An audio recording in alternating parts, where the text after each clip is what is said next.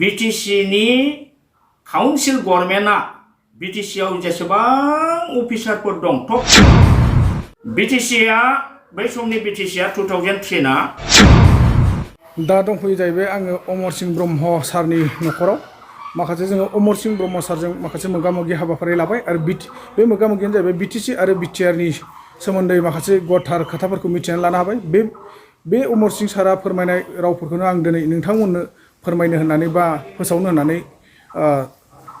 अमरसिं सारखौ लोगो हमफैनानै माखासे मोगा-मोगि कुइसन एबा बे हाबाफारिखौ लानाय जादों दा जाहाथे नोंथांमोना भिडिअखौ फुल नाय आरो बिटिसि आरो बिटिआरनि गेजेराव मा फारागथि दं आरो बेफोरबायदि दानि जिथुनाखि बिटिआर सरकारनि जिथुनाखि दुरबलथा मोनखानाय पावार एन्ड फांसन जिथुनाखि बिटिसि एकर्डनि गेजेरजों 6 शिड्युल नि पावार एन्ड फांसनफोरखौ जिथुनाखि आसाम सरकार आरो जिथुनाखि डिसिफोरनो हरफिनजोबनानै दोनबाय नङा होमबा नैबेफोरबायदि पावार एन्ड फांसनफोरखौ जोङो मोनफिननोब्ला अर्थात लाबोफिननोब्ला माबायदि हाबाफारि मावोब्ला मोनफिनगोन आरो माबोरैहायबा जोङो सिगांनि बायदि पावाराव थाफिननो हागोन माखासे गोबांथार जोंनि बर' समाजनि जौगानायनि माखासे गोबां खामानि दामानिनि खोथा जोंहा अमरसिं ब्रह्म सारा गुवारै बेखेवना होदों दा नोंथांमोना जाहाथे सिगाङाव होनाय भिडिअ इन्ट्र'नि सायाव दिनैनि भिडिअखौ फुल जोबजासिम नायना लादो आरो नोंथांमोना भिडिअखौ मोजां मोनोब्ला निस्सय शेयार खालामना होदो। खोथायाथ' सैथोखा बिनि सायाव आं आगोलावबो बुंखांबाय जायनि फलाव आङो फार्स्टआव बुंनायाव प्रमद बर'खौ इंराजि रोंगौना रोङा नोङो बिटिसि सुक्तिखौ फरायदोंना फरायाखै बिनि दफाफोरखौ फरायनानै बुजिदोंना बुजियाखै बा बिटिआर जे एग्रिमेन्ट खालामनो नागिरदों दा बे बिटिआरनि दफाफोरखौ आगोलाव नायदोंना नायाखै नायनानै बुजिदोंना बुजियाखै बुजिनानै सहि होदों ना बुजियालासिनो सहि होदों बुजिनानै सहि होदोंबा नों जातिद्रहि बा जोलै हांगार जाबाय आरो जुदि बुजियालासिनो सहि होदोंबा नों इडियट जाबाय बे धरननि खोथाखौ बुंनानै आङो बे समाव बहुत गरम जादों आरो बे खोथाखौ लानानै आंनि सायाव इउपिपिएलनिफ्राय गोबां मानसिया आंखौ केस होबाय क'क्राझाराव मोनसे बाक्सायाव मोनसे आरो दा उदालगुरियाव मोनसे दंबावो जोबाखै दा बेखायनो आङो बेनि सायाव खोथाखौ एक्सुवेलि बुंनो बाबाय आरो कमान्डफ्रावबो जोंनि एबसु बा इउपिपिएलनि गोबां मानसिफ्रा बिराद गाज्रि रायहरो दुखु मोनथाव जोंहाबो फिसा फिसौ दङ दा जेफोर लेंगुवेज बाहायहरो बे लेंगुवेजफ्रा एकदम माने असामाजिक लेंगुवेज बाहायथावा बेफोरबायदिखायनो एसे बुंनोबो बालायलांबायमोन दा अब्लाबो नोंथांमोनहा दिनै सोंबायबा आं बेखौ बुंगोन बेयो सोरबा लिडार बुंनायनि खोथा नङा बा आं बुंनायनि खोथा नङा बे डकुमेन्ट्सआनो डाइरेक्ट माने बेनि प्रभिजनफ्रानो बुंखायो आं बेखौ आगोलावबो बुंखादों जे बिटिसि जेनाखि एक्ट 2003 10 नभेम्बर बेनि जेनाखि एकर्डआ जे उनाव एक्ट जादों पार्लामेन्टआव पास जानानै राज्यसभा लकसभा पास जानानै प्रेसिडेन्टआ सहि होनानै बेवहायनो रोखा रोखा दङ जे बेसेबां जोङो बिटिसि अट'नमास डिस्ट्रिक्ट काउन्सिल आन्डार 6 शिड्युलाव जेसेबां जों मा मोनदोंमोन एग्जाम्पल हिसाबै नोङो फार्स्टआवनो फैयो जे बियो मोनसे सेल्फ गभार्निं बडि आरो बेवहा एडमिनिस्ट्रेटिभ आरो बेनिफ्राय फाइनान्सियेल आरो लेजिस्लेटिभ पावार दं होननानै आरो बे लेजिस्लेटिभ पावार थानायखाय बेनि अफिसियेल खामानिखौ मावनो प्रिन्सिपाल सेक्रेटारि होदोंमोन जेराव लेजिस्लेटिभ एसेम्बलि थायो बाहाय सेक्रेटारियेट थायो आसामाव एसेम्बलियाव लेजिस्लेटिभ एसेम्बलि दं जोंहा आसामनि आयेन दानो आरो बे हिसाबै सेक्रेटारियेट अफिसा बेखौ मावफुङो थिग बेबादि गोहोआ जोंनि बिटिसि एग्रिमेन्ट एकर्ड 2003 आव दङ आरो बेवहाय मख'नाय दङ जे बिटिसिआ बेवहाय 12 जन मिनिस्टारनि काउन्सिल थागोन आरो बेनि चिफखौ सासे चिफ आरो सासे डेपुटि चिफ आरो डेपुटि चिफआ केबिनेट मिनिस्टार रेंक थागोन होननानै रोखा लिरनाय दं बेवहाय एकर्डआव नोंथांमोनहा निश्चय फरायखाबाय दिनै बयबो रायजो राजा कनसियासआ जाय नायदों बिसोर मिथिबाय जे बेवहाय अलरेडि दङ जे चिफआ आरो deputy chief cabinet minister rank Himanta Biswa Sarma मोनबादि केबिनेट मन्थ्रिनि मर्यादा बेवहाय होनाय जादोंमोन दा आदार जेनाखि इएमफोर दंमोन जोंहा बै समाव बिटिसिआव 12 जननि बिथोराव सानैया चिफ आरो डेपुटि चिफ जायोबा स्पिकारखौ लानानै ओरैहाय माखासे इएमफोर दंमोन बिथांमोननो स्टेट मिनिस्टार रेंक होनाय जादोंमोन दा बे खोथाया जाहैदों जोंनि नैबे बिटिसि सुक्तिनि एग्रिमेन्टआवनो दङ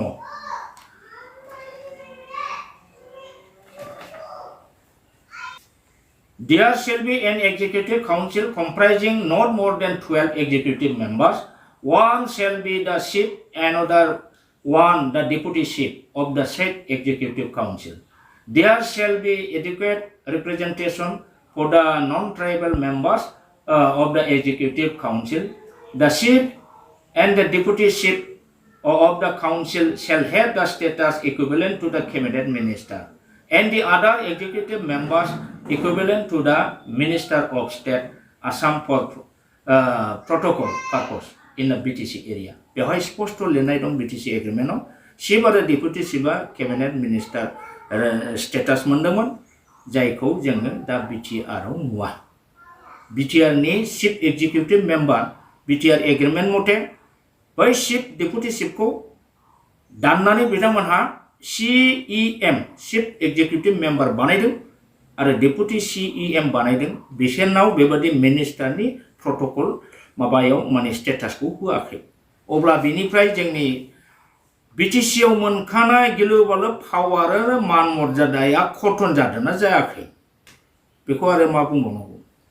बेनिफ्राय नों नायदो BTC shall have full control over the officers and staff connected with the delegated subjects working in the BTC area and shall be competent to transfer these officers staff within the BTC area. A share of these officers shall have to be written by the appropriate authority of BTC. अब्ला बेवहाय मा होनदों BTC नि council गभर्नमेन्टआ